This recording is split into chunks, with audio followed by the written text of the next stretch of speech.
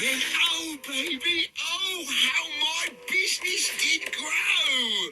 Now, chopping one tree at a time was too slow, so I quickly invented my super axe hacker, which whacked off 4 Truffula trees at one smacker.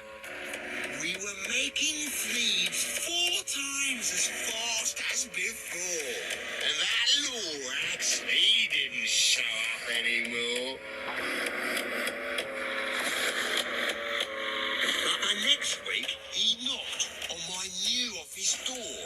He snapped, "I'm the Lorax who speaks for the trees, which you seem to be chopping as fast as you please. But I'm also in charge of the brown Babaloots, who played in the shade in their Babaloot suits and happily lived eating Truffula fruits. Now, thanks to your hacking my trees to the ground, there's not enough Truffula fruit to go round. And my poor Babaloots are all getting the crummies because they have gas and no food in their tummies." They loved living here, but I can't let them stay. They'll have to find food, and I hope that they may. "Good luck, boys," he cried, and he sent them away. I, the Once-ler, felt sad as I watched them all go, but business is business, and business must grow, regardless of crummies in tummies, you know. I meant no harm, I most truly did not. But I had to grow bigger, so bigger I got. I biggered my factory, I biggered my roads, I biggered my wagons, I biggered the loads of the Thneeds I shipped out. I was shipping them forth to the south, to the east, to the west, to the north. I went right on biggering, selling more Thneeds, and I biggered my money, which everyone needs. Then again he came back. I was fixing some pipes when that old nuisance Lorax came back with more gripes. "I am the Lorax," he coughed and he whiffed. He sneezed and he snuffled. He snargled, he sniffed. "Once-ler," he cried with a crapulous croak. "Once-ler, you're making such smogulous smoke. My poor swammy swans, why they can't sing a note. No one can sing who has smog in his throat." "And so," said the Lorax, "please pardon my cough, they cannot live here, so I'm sending them off. Where will they go? I don't hopefully know. They may have to fly for a month or a year to escape from the smog you've smogged up around here." "What's more," snapped the Lorax, his dander was up, "let me say a few words about Gluppity-Glup. Your machinery chugs on day and night without stop, making Gluppity-Glup, also Sloppity-Slop. And what do you do with this leftover goo? I'll show you, you dirty old Once-ler man, you. You're clumping the pond where the humming fish hummed. No more can they hum, for the gills are all gummed. So I'm sending them off.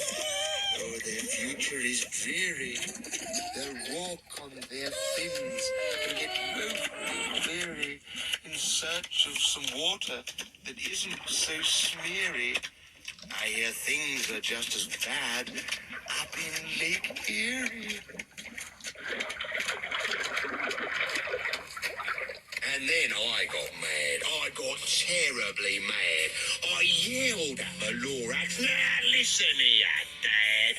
All you trees yap yap and say, Ba, ba, ba, ba, have my right, sir, and I'm telling you, I intend to go on doing just what I do.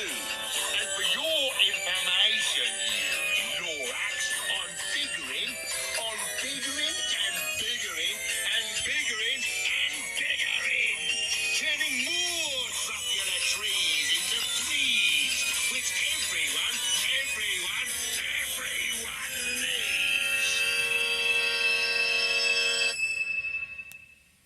And at that very moment, we heard a loud whack. From outside in the fields came a sickening smack of an axe on a tree. Then we heard the tree fall. The very last Truffula tree of them all. No more trees. No more Thneeds. No more work to be done. So in no time, my uncles and aunts, everyone, all waved me goodbye.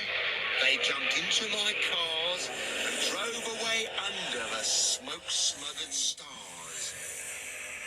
Now all that was left neath the bad-smelling sky was my big empty factory, the Lorax, and I.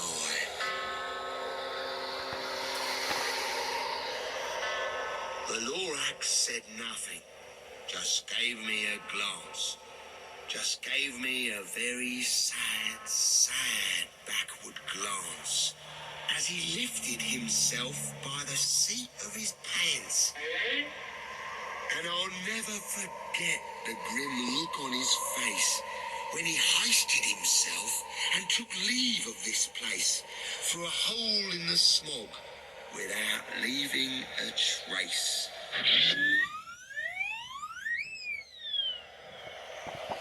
And all that the Lorax left here in this mess was a small pile of rocks with the one word, unless. Whatever that meant, well, I just couldn't guess. That was long ago, but each day since that day, I've sat here and worried away through the years while my buildings have fallen apart. I've worried about it with all of my heart. But now, says the Once-ler, now that you're here, the word of the Lorax seems perfectly clear.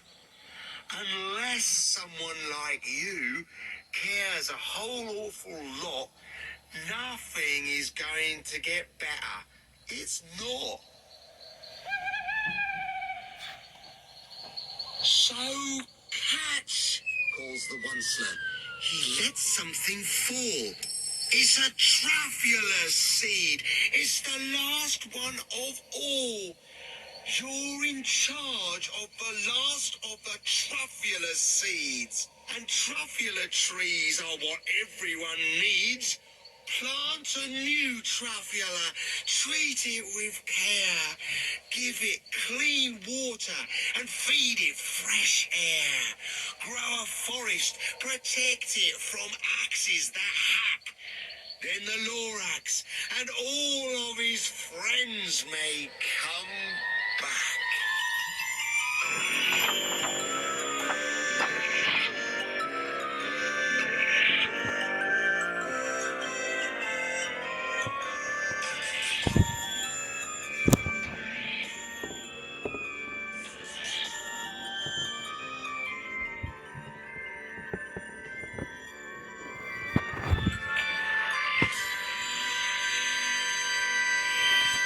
No muscles are harmed in the making of Truffula Trees.